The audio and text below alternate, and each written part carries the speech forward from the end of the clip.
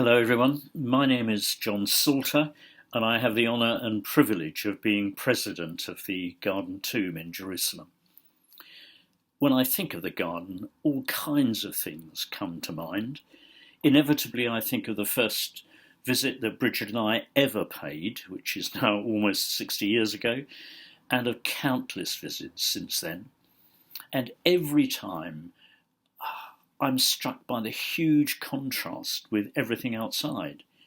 You leave behind the noise, the dirt, the smells, the busyness of East Jerusalem, and you step into this wonderful place of peace and calm, the beauty of what is undoubtedly a glorious garden. Or I think of the millions of people who visited over the years, and of the joy of seeing and hearing different groups of people worshipping in a multitude of languages as the garden comes alive with worship.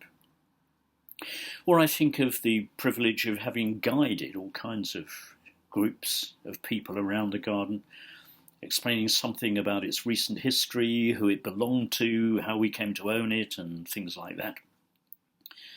But above all, I find myself tapping into what I can only describe as a kind of corporate collective memory, which is so intensely personal that it's part of my spiritual DNA. And what I mean by that is that it makes me think of the events which I wasn't there to see and hear at the time, so I have no immediate knowledge of, but which are a part of the fabric of my own personal life. And I'm talking about the fact that Jesus came into the world on the greatest rescue mission that has ever been launched.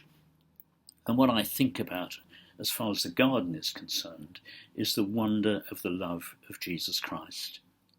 Whether or not the resurrection, the cross and the resurrection actually took place here is pretty immaterial at the end of the day.